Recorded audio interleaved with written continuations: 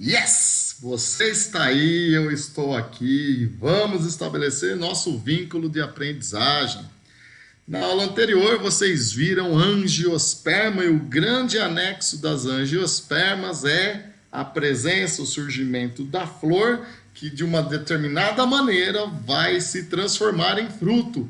E o meu desafio para com vocês é explicar como a flor se converte em fruto. Para isso, eu vou dividir essa aula em dois momentos. O primeiro momento, nós vamos, a parte 1, em compreender como é que é a estrutura floral e como é que ocorre a polinização. E na parte 2 dessa aula, como é que o ciclo reprodutivo haplodiplobionte e as estruturas da flor se encaixando nesse ciclo reprodutivo vai dar origem ao fruto. Galera, é pesado, é muito pesado, mas é extremamente importante para o seu vestibular. Por isso, eu te chamo, vem comigo, vamos direto ao ponto.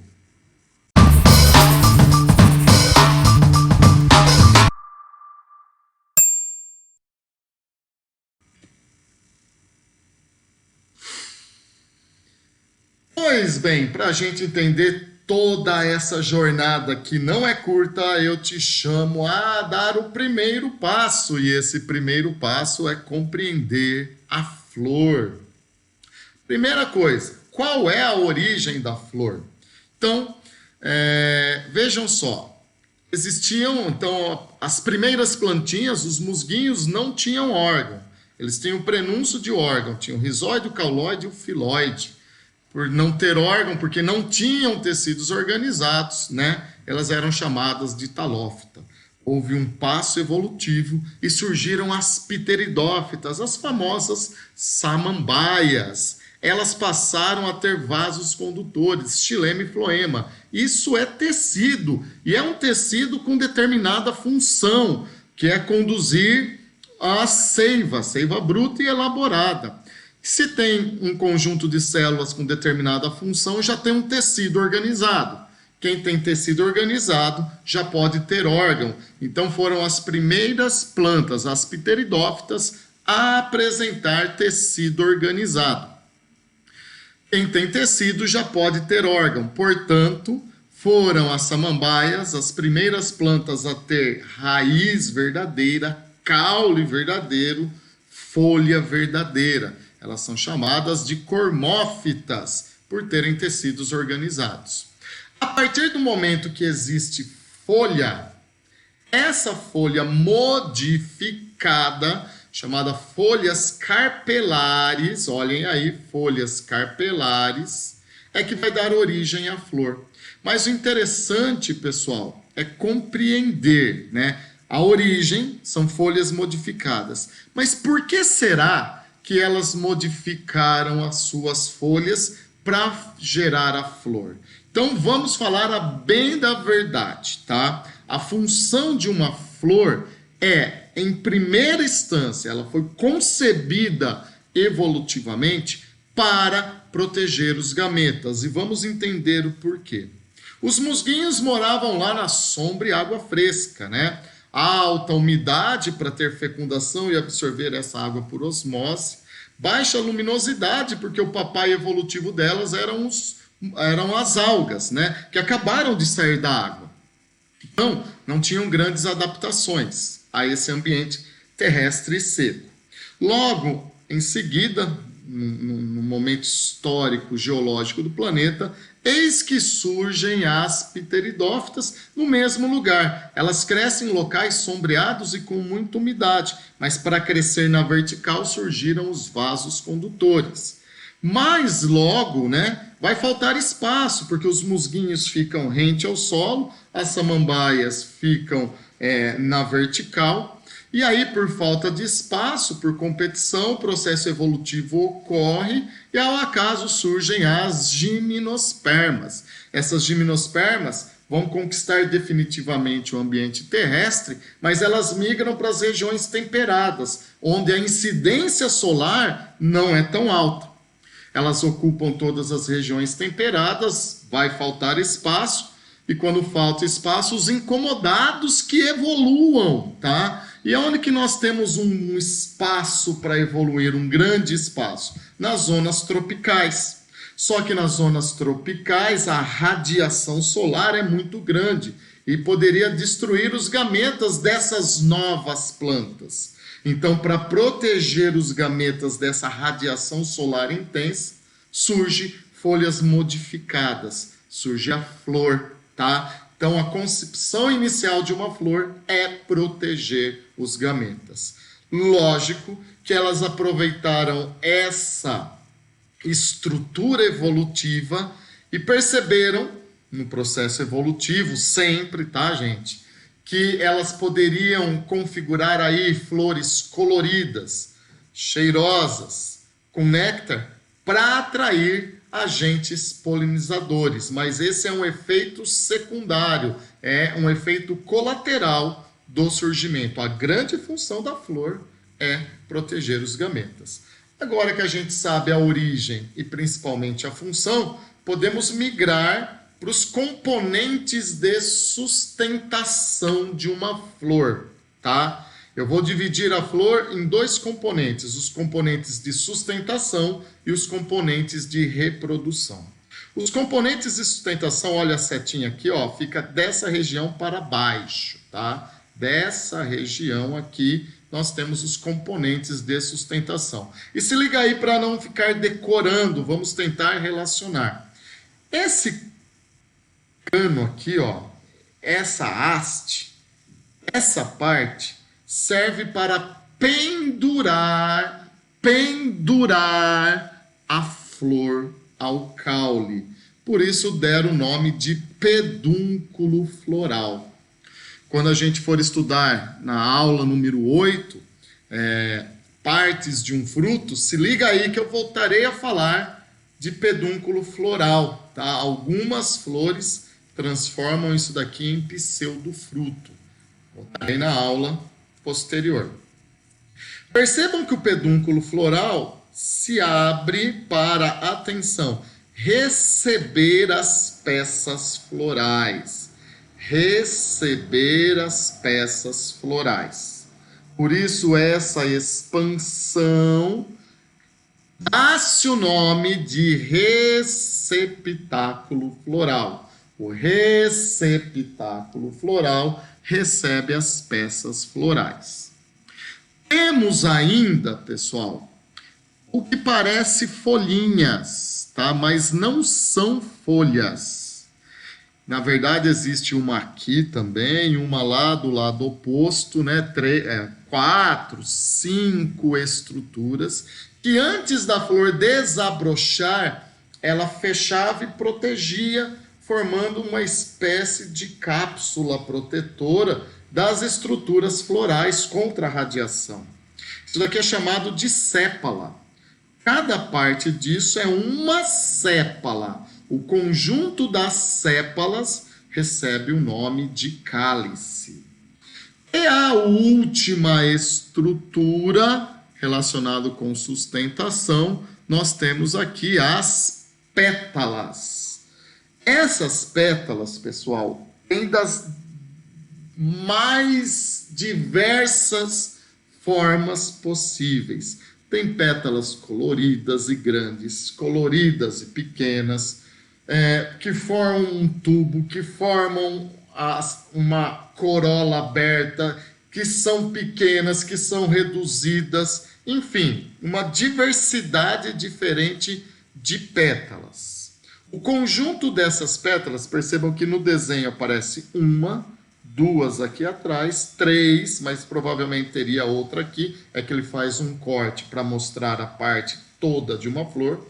O conjunto de todas as pétalas forma a corola. Então, o verticilo de sustentação é pétalas, sépalas, receptáculo e pedúnculo floral. Agora nós vamos migrar, eu separo aqui a mesma flor em duas partes, né? Para os componentes de reprodução. E agora, ó, não precisa anotar nada, só vamos olhar, só vamos reconhecer que eu prometo para vocês que nos próximos slides, tudo que eu vou falar vai estar escrito, tá? Então, os componentes de reprodução são essas peças aqui. É esse verticilo reprodutivo, tá? O vértice de reprodução é essa estrutura aqui. Vamos começar falando da estrutura masculina.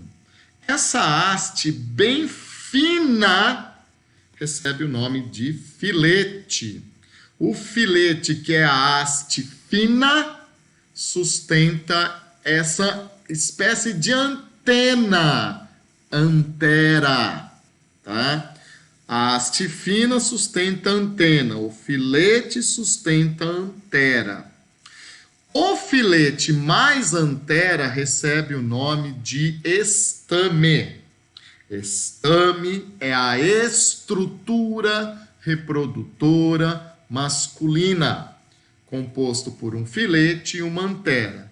Galera, dentro da antera é produzido pólen, ok? O pólenzinho sai de dentro da antera quando ele estiver maduro. Queridos, quantos estames tem essa flor? Então, nós temos aqui um estame, 2 estames, 3 estames, ok? Então, veremos daqui a pouquinho que o conjunto desses 3 estames, nesta flor, forma o androceu. O androceu é a estrutura reprodutora masculina. O androceu pode ter um estame, 3 estames, 50 estames, tá? Então, o número de estames de um androceu é variável. Vamos à estrutura reprodutora fininha. Aqui em cima, pessoal, é onde o pólenzinho vai cair. Geralmente é meladinho para segurar o pólen, para que o vento não leve ele. Essa estrutura, essa abertura é chamado de estigma. Estigma é onde o pólen é depositado. Uma vez que o pólenzinho caiu no estigma, ele vai começar a formar o tubo polínico por esse cano, tá? Esse cano aqui, que permite o crescimento do tubo polínico, é o estilete.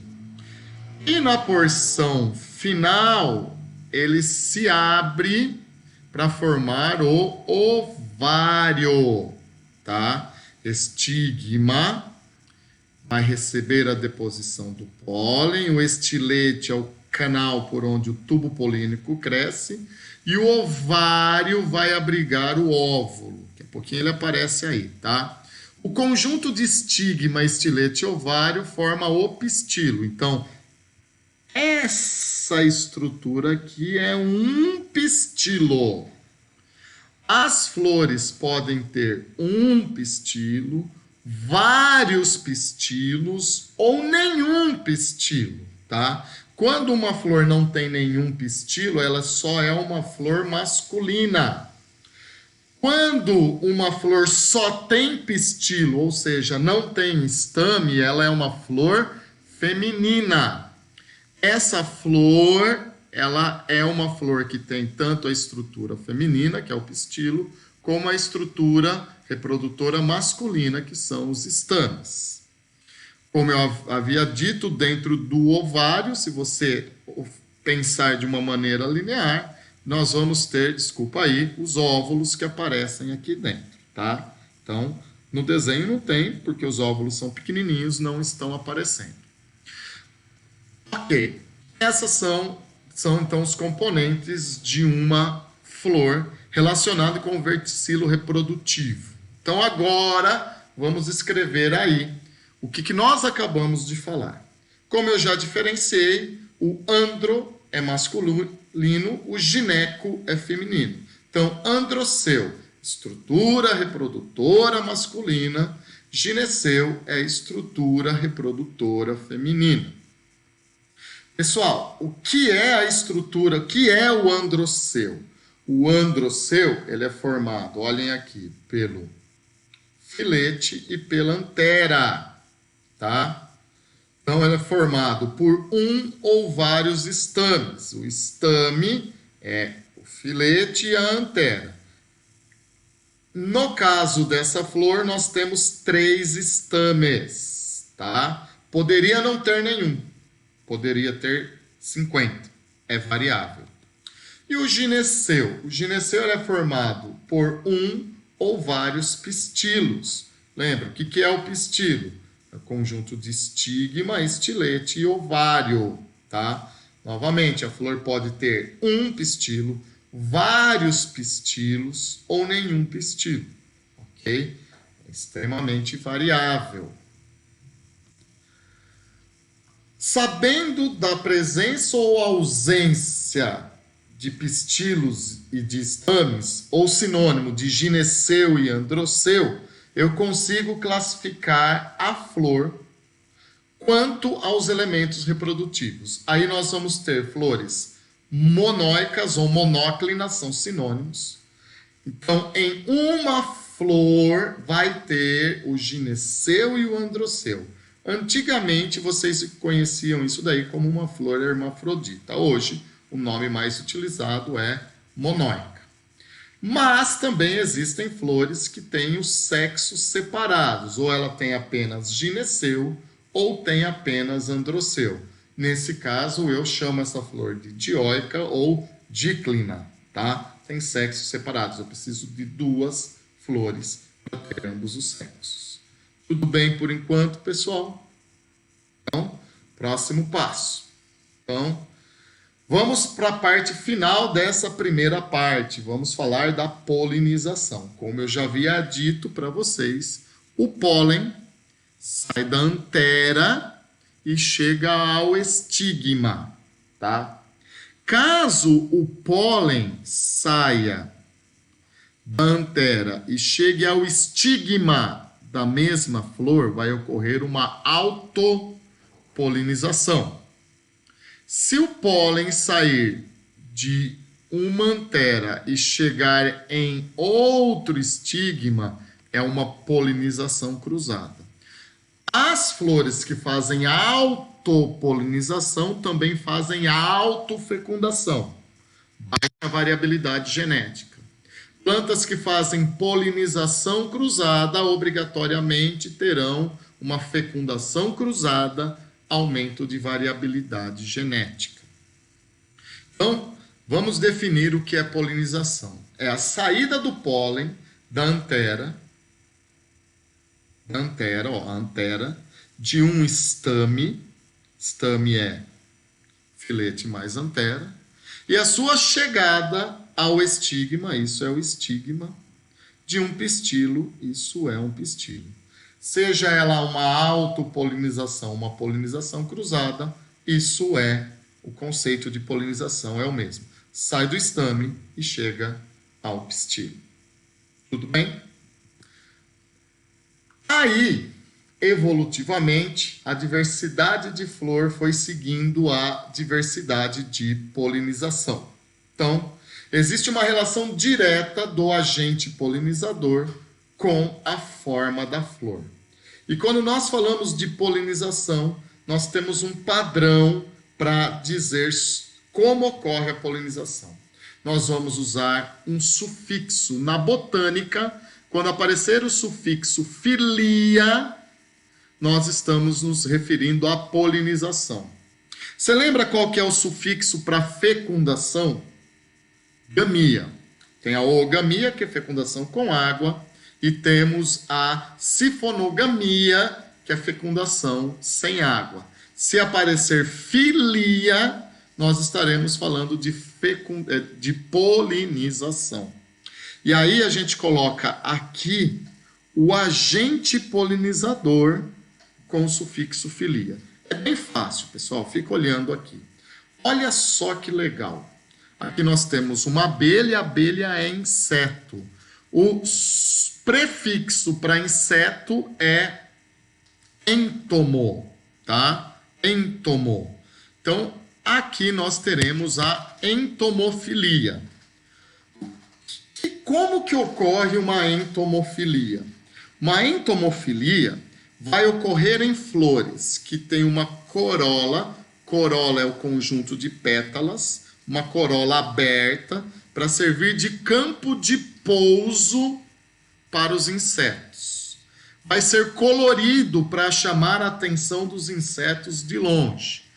Pode ter odor, tá? E algumas vezes esse odor pode ser para gente atrativo ou pode ser, inclusive, cheirar carniça, porque a carniça atrai certos tipos de inseto. E uma coisa muito legal, tem pouco néctar. Porque quando essa abelha vem visitar a flor, se ela enchesse a pança de néctar, galera, ela não visitaria outra planta. Ela iria embora para a colmeia. Então, tendo pouco néctar, ela força, né, a abelha a visitar outras flores, levando o pólenzinho dessa para lá. Perceba que aqui deve ter centenas ou milhares de estames que ficam em contato com o corpo da abelha. Então, o pólenzinho vai ficar aderido ao corpo dela. Então, flores que têm essas características vão chamar a atenção de insetos. E a entomofilia é caracterizada por flores que têm cor, odor, pouco néctar, corola, ou seja, pétalas abertas e pouco pólen. Não vai diferenciar muito desse modelo, mas a diferença agora de aves, eu vou dar o nome de ornitofilia. A ornitofilia terão flores tubulares para forçar a ave a colocar o bico aqui dentro, tá? O néctar, as glândulas nectarianas ficam aqui no fundo, então ele tem que pegar o néctar aqui no fundo, tá? Vão ter pétalas abertas, mas não vai dar para ele pousar. E observe aqui, ó, os estames e o pistilo. Pistilo muito maior. Então, quando quando a ave coloca aqui o bico para buscar o néctar, o pólen vai ficar todo aqui no peitinho dele. E quando ele sair dessa flor para visitar outra flor, olha só, o pólen que está nesse peito vai cair aqui no estigma desse pistilo, fazendo a fecundação. Então, a ornitofilia é a polinização realizada por aves. Vamos caracterizar essa flor? Então, ela tem cor, porque as aves enxergam, ela tem odor para atrair essas aves, tem néctar, pouco néctar para atrair a alimentação dele. Aí vem, as corolas são tubulares e pouco pólen. Por que tem que ter pouco pólen? Fala oi aqui pra galera, filho. Oi. Já está aprendendo botânica? Não sei. Então vai lá, papai tá falando. Então vai ter pouco pólen, tá? Porque ela gastou muita energia para ter todas essas características, ok? Olha que flor interessante, olha quem é o agente polinizador, é um morcego, né? Olha só, quando for por meio de morcegos, nós chamamos de quiropterofilia. Percebam que as flores, elas são voltadas para baixo, né? Ela não tem cor, ela não precisa gastar energia em produzir cor, porque eles, afinal, são morcegos, né? Em compensação, ela vai ter odor noturno, porque o morcego tem hábito noturno, tem pouco néctar, a corola é voltada para baixo, só que como ela economizou para não ter cor, odor só uma parte do dia, ela pode ter mais energia para produzir mais pólen. Por isso que o teor de pólen agora é moderado, é mais que nas demais polinizações, nos outros tipos de polinização. E aí, finalmente, percebam aqui a cana-de-açúcar, e cana é uma angiosperma, tá? As flores ficam aqui em cima, pessoal. Nesse caso, percebam, quem vai ser o agente polinizador? O vento. E aí a gente chama isso de anemofilia, polinização que ocorre pelo vento. Percebam que provavelmente aí não tenha cor, não tem odor, não tem néctar, então toda a energia que a planta destinou para a flor é para produzir uma grandíssima quantidade de pólen, tá? Então, as flores que sofrem anemofilia é sem cor, sem odor, sem néctar. As flores são supra, ou seja, ficam em cima da planta e vai ter muito pólen, porque tem que contar com a sorte para que o vento leve ela até o estigma de um pistilo. Beleza? Então vamos resumir, agora é o finalzinho de tudo que nós falamos. Polinização é a saída do pólen de uma antera e a chegada ao estigma de um pistilo, tá? Ela pode inclusive ser artificial, e ela será artificial quando executada pelo ser humano, mas ela pode ser natural.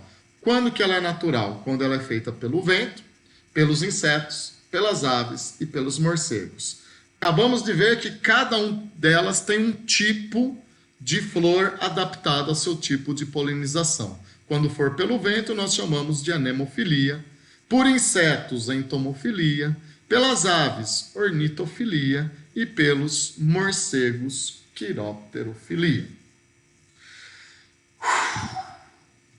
Chegamos ao final da primeira parte, galera, tá? Agora que a gente sabe que ocorreu a polinização, na parte 2 nós vamos falar, então, do processo da fecundação. E ao ser fecundado, a flor vai dar origem ao fruto. Te encontro na parte 2. Um beijo no coração. Tchau. Fui!